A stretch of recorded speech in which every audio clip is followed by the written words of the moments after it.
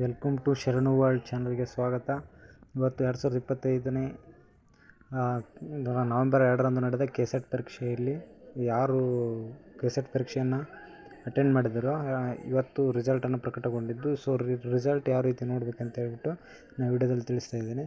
ಮೊದಲಿಗೆ ನಾನು ಈ ಕೆಳಗಡೆ ಡಿಸ್ಕ್ರಿಪ್ಷನಲ್ಲಿ ನಾನು ಲಿಂಕನ್ನು ಕೊಟ್ಟಿರ್ತೇನೆ. ಆ ಲಿಂಕ್ ಮೇಲೆ ಕ್ಲಿಕ್ ಮಾಡಿದರೆ ಈ ರೀತಿ ಇಂಟರ್ಫೇಸ್ ಬರುತ್ತೆ.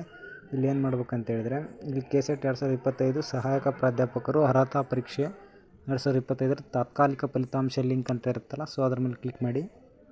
ಕ್ಲಿಕ್ ಮಾಡಿದ ತಕ್ಷಣ ಈ ರೀತಿ ಬರುತ್ತೆ. ಸೊ ನೀವೇನು ಮಾಡ್ಬೇಕಂದ್ರೆ, ನಿಮ್ಮ ಅಪ್ಲಿಕೇಶನ್ ಹಾಕ್ಬೇಕಾದ್ರೆ ಅಪ್ಲಿಕೇಶನ್ ನಂಬರ್ ಕೊಟ್ಟಿರ್ತೀರಲ್ಲ, ಸೊ ಅಪ್ಲಿಕೇಶನ್ ನಂಬರನ್ನ ಇಲ್ಲಿ ಎಂಟ್ರ್ ಮಾಡಿ ಅಪ್ಲಿಕೇಶನ್ ನಂಬರು ಮತ್ತು ಡೇಟ್ ಆಫ್ ಬರ್ತು ಎಲ್ಲ ಡಿಸ್ಪ್ಲೇ ಆಗ್ತಾ ಇರುತ್ತೆ. ಸೊ ನಿಮ್ಮದೆಲ್ಲ ಕರೆಕ್ಟ್ ಇದೆಯಾ ಅಂತ ಹೇಳ್ಬಿಟ್ಟು ಒಂದು ಸತಿ ವೆರಿಫೈ ಮಾಡ್ಕೊಳ್ಳಿ. ವೆರಿಫೈ ಮಾಡ್ಕೊಳ್ಳೋ ತಕ್ಷಣ ಆಮೇಲೆ ಇಲ್ಲಿ ಏನು ಬರುತ್ತೆ ಅಂದರೆ ಸಬ್ಜೆಕ್ಟ್ ನೇಮು ಆ್ಯಂಡ್ ವರ್ಷನ್ ಕೋಡು, ಆಮೇಲೆ ಕರೆಕ್ಟ್ ಆನ್ಸರ್ ನೀವು 100ಕ್ಕೆ ಎಷ್ಟು ತೊಗೊಂಡಿದ್ದೀರಾ, ಆಮೇಲೆ 50 ಒಂದು ಹಿಸ್ಟ್ರಿ ಪೇಪರ್ ಇರುತ್ತೆ, ಒಂದು ಜನರಲ್ ಪೇಪರ್ ಇರುತ್ತೆ. ಸೊ ನೀವು ಒಂದು ಮಾರ್ಕ್ಸಿಗೆ ಒಂದು ಕ್ವಶನಿಗೆ 2 ಮಾರ್ಕ್ಸ್ ಇರುತ್ತೆ. ಸೊ ಅದು ಡಬಲ್ ಆಗ್ತಾ ಹೋಗುತ್ತೆ.